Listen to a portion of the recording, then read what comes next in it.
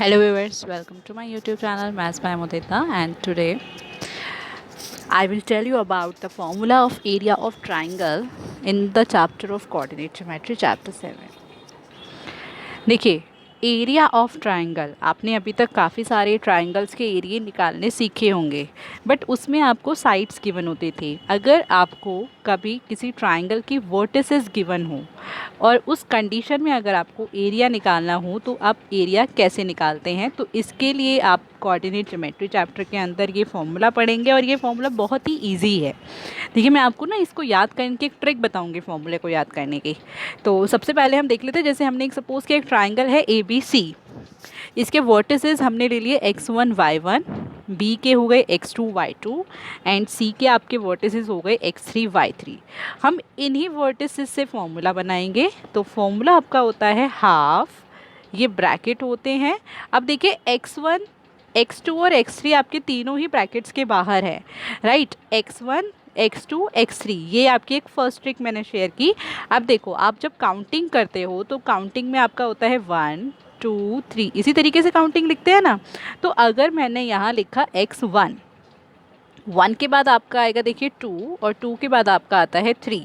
तो आप ये ध्यान रखिए, ब्रैकेट्स के बाहर तो x वाले टर्म्स हैं और ब्रैकेट के अंदर हैं y वाले टर्म्स, ठीक है। सो x1 bracket y2 minus y3, 1 के बाद आपकी देखिए काउंटिंग बन गई 1 2 3। यहाँ पर x1 आ गया। अब इसके बाद दोबारा से आप लिखेंगे x2, बीच में प्लस का साइन है, ठीक है। अब 2 के बाद दोबारा से क्या आएगा, 2 के बाद आएगा 3 और 3 के बाद फिर कहाँ से स्टार्ट हो जाएगी काउंटिंग, दोबारा 1 से। तो ये आपका हो गया x2 bracket y3 minus y1, 1 तक आ गई, प्लस x3। देखिए, x1 x2 x3 ऑर्डर में आपके ब्रैकेट्स के बाहर है और अंदर आपकी काउंटिंग चल रही है y वालों की, ठीक है। देखिए, 3 के बाद दोबारा से कहाँ से स्टार्ट होगा, 1 से। तो ये आपका हो जाएगा y1 माइनस y1 के बाद क्या आएगा आपका 2, सो y1 माइनस y2। तो बहुत ही ईजी फॉर्मूला है, half bracket x1 x2 x3 आप ऑलरेडी लिख लीजिए। उसके बाद हम अंदर ब्रैकेट के बनाएंगे। देखिए, 1 के बाद आता है 2 3, दोनों y के टर्म्स हैं, माइनस का साइन। 2 के बाद यहाँ पर हो जाएगा 3 1, 3 के बाद दोबारा से 1 से स्टार्ट हो जाएगी काउंटिंग। तो ये हो गया आपका y3 minus y1 plus x3 y1 minus y2। और ये कोऑर्डिनेट्स आपको गिवन होते हैं तो आप इजीली उनमें वैल्यूज़ पुट कर सकते हैं। बट देखिए, जब पॉइंट्स कोलिनियर होते हैं, कोलिनियर मतलब होता है कि एक ही लाइन में पॉइंट्स का होना।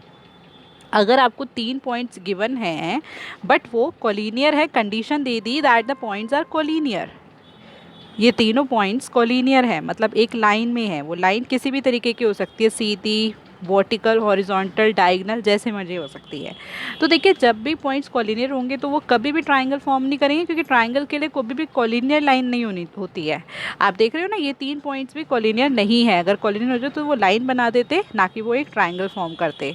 तो इस चैप्टर के अंदर जब आपको कंडीशन दी जाती है that find the value of something, मतलब आपको किसी वेरिएबल की वैल्यू फाइंड करनी है और आपको ये दे दिया जाए that the points are collinear, तो उस कंडीशन में आपको सीधा क्या कर देना है, जो एरिया ऑफ ट्राइंगल है, मींस ये वाला जो फॉर्मूला है, हम इसको इक्वल्स टू में क्या रख देते हैं, 0 रख देते हैं।